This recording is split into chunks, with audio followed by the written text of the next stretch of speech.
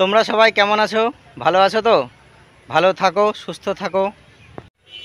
আজকে আমার ভিডিওর বিষয়বস্তু একটু আলাদা। চলো তাহলে শুরু করা যাক। আমি প্রায় 10-11 বছর হয়ে গেল রায়গঞ্জের একটি স্বনামধন্য ওষুধের দোকানে কাজ করি। বর্তমান সময়ে আমরা ওষুধ কিনতে গিয়ে একটা সমস্যার খুব সম্মুখীন হই। কী সেই সমস্যা? ডিসকাউন্ট। বর্তমানে বিভিন্ন দোকানে বিভিন্ন রকমের ডিসকাউন্ট দেওয়া হয়।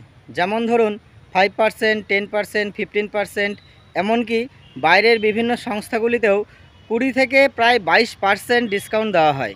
এখন প্রশ্ন আমার, কেন এই ডিসকাউন্ট? বা বিভিন্ন দোকানে বিভিন্ন ধরনের ডিসকাউন্ট কেন? আমি আমার অভিজ্ঞতা থেকে জানাচ্ছি যে ডিসকাউন্ট ব্যাপারটা আসলে কি। প্রত্যেক ব্যবসাদারেরই নির্দিষ্ট কিছু লাভ থাকে। সেই লাভ থেকে কোনো ভালোবাসার খাতির হোক বা চেনা পরিচিত হোক বা মানবতার খাতিরে হোক, সেই ব্যবসাদার কিছু টাকা তার লাভের থেকে ছেড়ে দেয়। সেটাই হলো ডিসকাউন্ট। এবার প্রত্যেক দোকানদারই যে তোমাকে ডিসকাউন্ট দিবে বা প্রত্যেক দোকানদারই যে তোমাকে সমান পরিমাণ ডিসকাউন্ট দিবে, এরকম কিন্তু কোনো ব্যাপার না।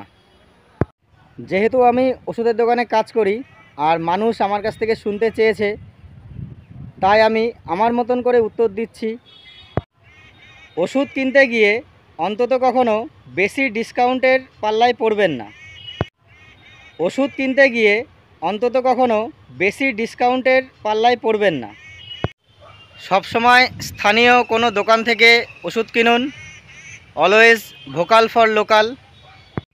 বেশি ডিসকাউন্টের পাল্লায় পড়ে কখনো বাইরের কোনো সংস্থার থেকে ওষুধ কিনবেন না।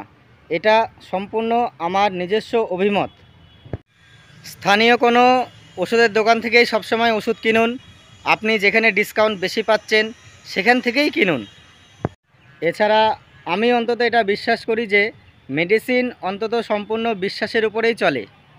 তো আপনি যেই দোকানে সবথেকে বেশি ভরসা পান, যেই দোকানদারকে আপনার সবথেকে বেশি বিশ্বস্ত মনে হয়, সেই দোকান থেকেই ওষুধ কিনবেন।